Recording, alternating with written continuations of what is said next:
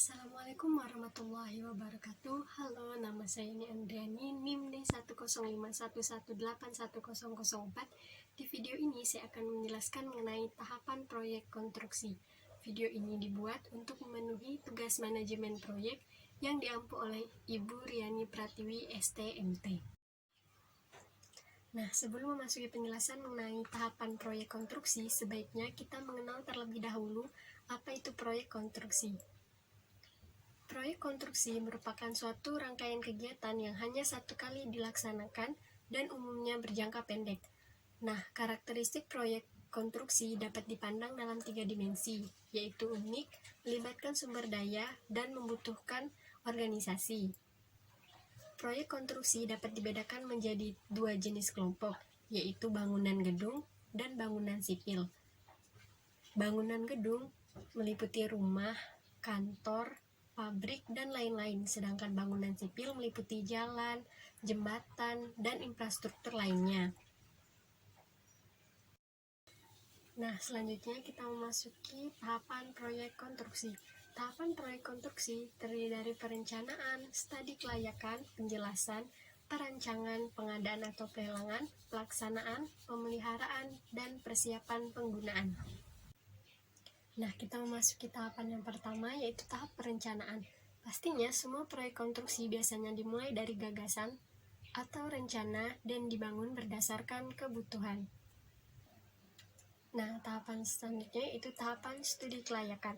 Tahapan ini bertujuan untuk meyakinkan pemilik proyek bahwa proyek konstruksi yang diusulkannya layak untuk dilaksanakan, baik dari aspek perencanaan maupun aspek lingkungannya. Ini dilaksanakan dalam tahap studi kelayakan ini meliputi menyusun rancangan proyek secara kasar dan membuat estimasi biaya yang diperlukan, peramakan manfaat yang akan diperoleh jika proyek tersebut dilaksanakan, menyusun analisis kelayakan proyek, dan menganalisis dampak lingkungan yang mungkin terjadi apabila proyek tersebut dilaksanakan. Tahap yang ketiga yaitu tahap penjelasan atau briefing. Tahap ini bertujuan untuk mendapatkan penjelasan dari pemilik proyek mengenai fungsi proyek dan biaya yang diizinkan, sehingga konsultan perencana dapat secara tepat menafsirkan keinginan pemilik proyek dan membuat taksiran biaya yang diperlukan. Nah, kegiatan yang dilakukan pada tahap penjelasan atau briefing ini yaitu menyusun rencana kerja dan menunjuk para perencana dan tenaga ahli, mempertimbangkan kebutuhan pemakai, keadaan lokasi, dan lapangan, merencanakan rancangan, taksiran biaya, dan persyaratan mutu, mempersiapkan ruang lingkup kerja, jadwal waktu, taksiran biaya, dan implikasinya, serta rencana pelaksanaan, dan mempersiapkan sketsa dengan skala tertentu sehingga dapat menggambarkan denah dan batasan-batasan proyek. Tahapan yang keempat yaitu tahap perancangan. Tahap perancangan atau desain bertujuan untuk melengkapi penjelasan proyek dan menentukan tata letak rancangan, metode konstruksi yang digunakan, dan taksiran biaya agar mendapatkan persetujuan dari pemilik proyek dan pihak yang berwenang.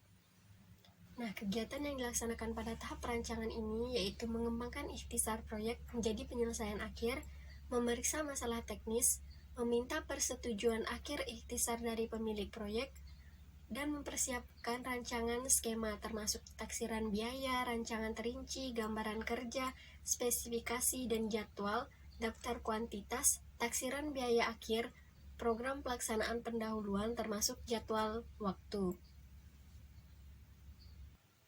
Tahapan yang kelima yaitu tahap pengadaan atau pelelangan. Tahapan ini bertujuan untuk menunjuk kontraktor sebagai pelaksana atau sejumlah kontraktor sebagai subkontraktor yang akan melaksanakan konstruksi di lapangan. Nah, kegiatan yang dilakukan pada tahap ini yaitu prakualifikasi dan dokumen kontrak. Yang keenam yaitu tahap pelaksanaan. Tahap pelaksanaan bertujuan mewujudkan bangunan yang dibutuhkan oleh pemilik proyek dan sudah dirancang oleh konsultan dalam batasan biaya dan waktu yang telah disepakati, serta dengan mutu yang telah disyaratkan. Untuk kegiatan yang dilakukan pada tahap pelaksanaan, yaitu merencanakan, mengordinasi, dan mengendalikan semua operasional di lapangan. Nah, tahapan selanjutnya yaitu tahap pemeliharaan dan persiapan penggunaan. Tahap ini bertujuan untuk menjamin kesesuaian bangunan yang telah selesai dengan dokumen kontrak dan kinerja fasilitas sebagaimana mestinya.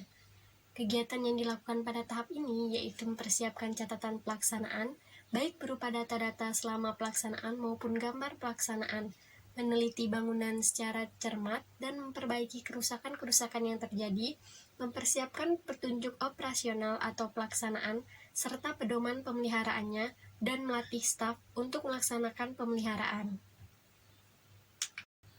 Sekian penjelasan mengenai tahapan proyek konstruksi yang dapat saya jelaskan. Saya mohon maaf apabila terdapat kesalahan. Wabillahi taufiq wal hidayah. Wassalamualaikum warahmatullahi wabarakatuh. Sampai ketemu di video selanjutnya. Terima kasih.